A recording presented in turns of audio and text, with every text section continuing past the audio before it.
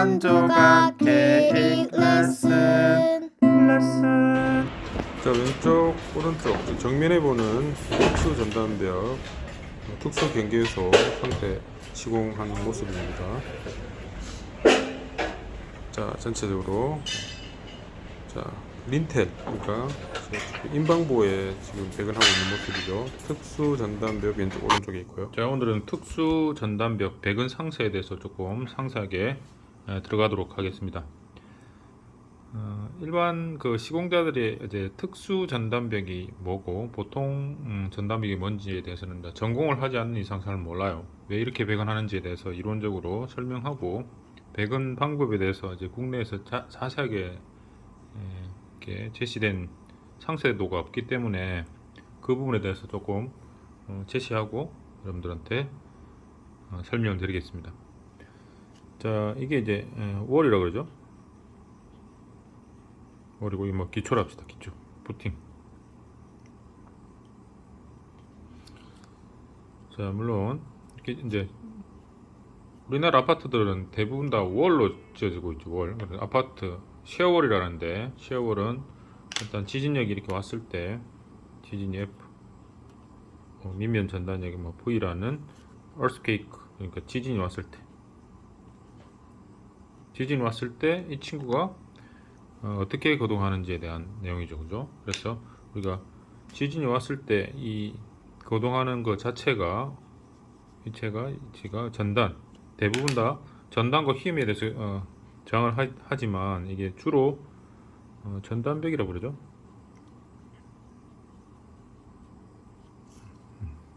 그래서 입체적으로 그리면 이렇게 되겠죠. 이렇게 벽 자체로 이렇게 견딘다. 이건 기초고, 그죠? 자, 그러면 이 친구가 특수 전단벽이냐 뭐 보통 전단벽이냐를 한번 구분해 볼까요? 특수 전단벽, 특수 전단벽이냐 아니 보통 전단벽,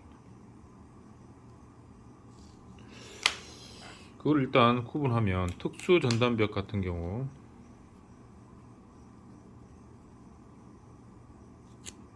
반응 수정 개수라고 그러죠. 알값 이꼴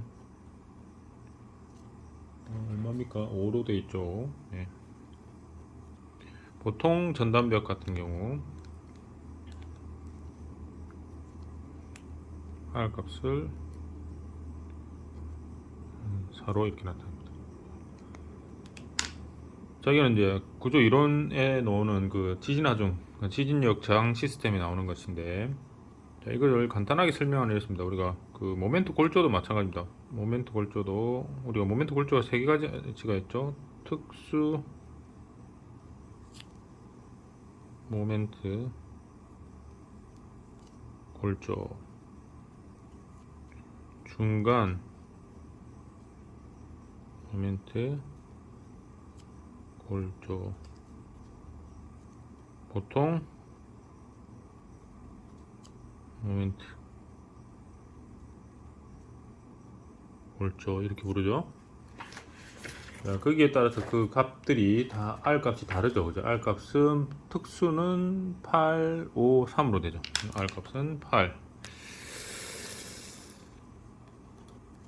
R 값은 5, R 값은 3이 되겠습니다. 자, 모멘트 골조를 하면 우리가 이 벽이 아니고 이렇게 된 골조를 우리가 모멘트 골조로 그러죠. 보호 기둥으로 이루어진 골조.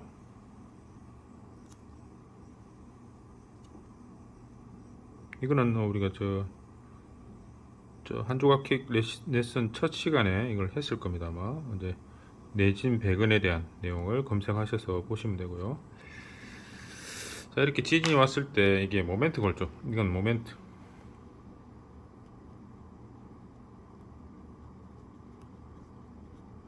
골조라고 그러죠. 이 기둥과 이 보로 이루어진 골조인데, 우리가 실제로 이러한 지진력이 오면 V라는 애가 오면 실제로 이 친구가 뭐 그 질량에 의해서 반응을 하겠죠. 그래서 이 반응을 할 때 이 친구가 깨지는 부분이 어디에 있습니까? 여기 모가지라고 했죠. 모가지. 자, 앞 강의 보고 오셔야 됩니다. 이 모가지가 다 깨진다 했죠. 여기입니다. 자, 이 부분이 파괴가 난다. 파괴, 붕괴라 표현하죠. 예를 들어 붕괴, 파괴가 일어나면 어떻게 됩니까? 전 시스템이 건물이 붕괴가 되는 형상이 되겠죠. 이게 붕괴가 일어난다. 그러면 이게 파괴, 뭐 이걸 파괴라 합시다. 파괴라 하면 전 건물이 붕괴가 된다. 이 개념이에요. 그래서 지진이 왔을 때 이 부분 모가지가 취약하는데 이 부분을 어떻게 할 거냐? 자, 이 상세를 어떻게 할 거냐? 이 보와 기둥의 상세를 어떻게 할 거냐? 이 배근에 대한 내용입니다. 배근. 이 굉장히 중요해요. 이 배근 어떻게 할 거냐? 예를 들어 저번 시간에 설명한 거 한번 봅시다. 자, 중간 모멘트하고 보통 모멘트, 기둥 입장에서 한번 보죠. 기둥 입장에서는 여러분들이 좀 이해하기 쉽게 일단 골조는 여러분들 많이 알기 때문에 골조부터 설명드릴게요. 이렇게 주근이 있고 철근 엮어줄 때, 자, 보통 모멘트 골조를 한다. 보통 모멘트 골조는 90도 한 바퀴 돌리고 90도 후크. 이 후크의 모양이 이 목 부분에 이렇게 표현하는 게 우리가 보통 모멘트 골조라고 합니다. 이게 보통 모멘트 골조.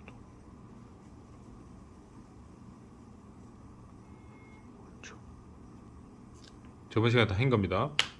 그런데 이거를 우리가 중간 모멘트 골조로 하고 싶다 할 경우에는 어떻게 되느냐?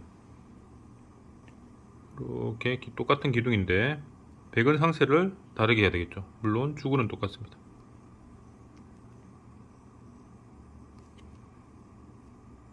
요즘에는 주근의 이음까지도 좀 커플러를 써라, 중간에서 이어라, 이런 개념들이 들어오고 있습니다. 자, 135도 한 바퀴 돌고 135도 이렇게 뭐 그림을 간단하게 그렸는데, 이거는 90도 후크라 부르고요. 135도. 자, 이 개념을 가지고 보면 우리가 똑같은 철근 콘크리트 건물을 짓는데 보와 기둥에 이러한 내진 시공이죠. 내진 시공을 하면 이게 중간 모멘트 골조가 된다.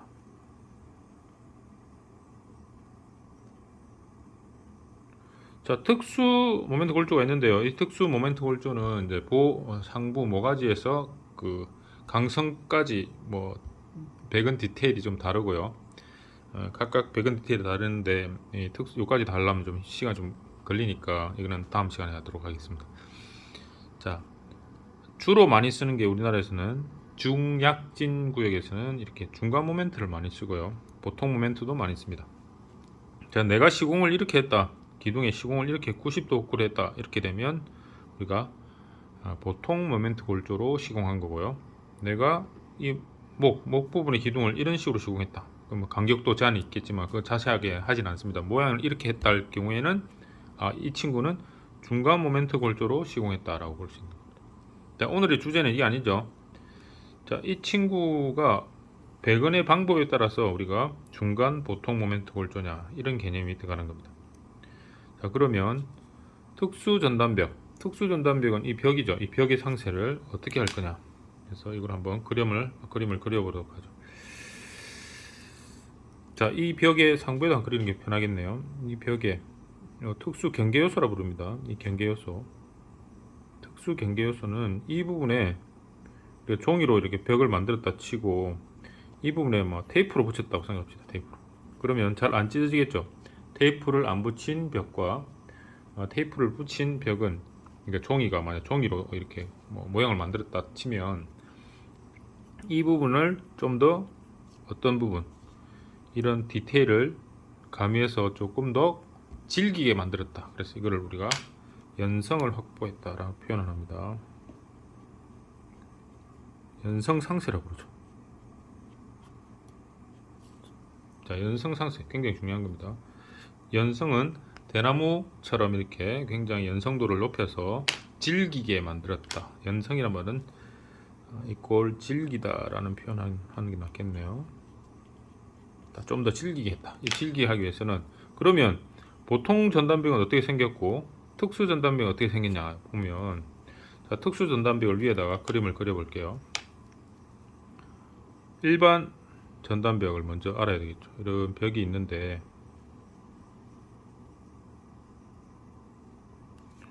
물론 이제 수직근이 이렇게 올라가겠죠.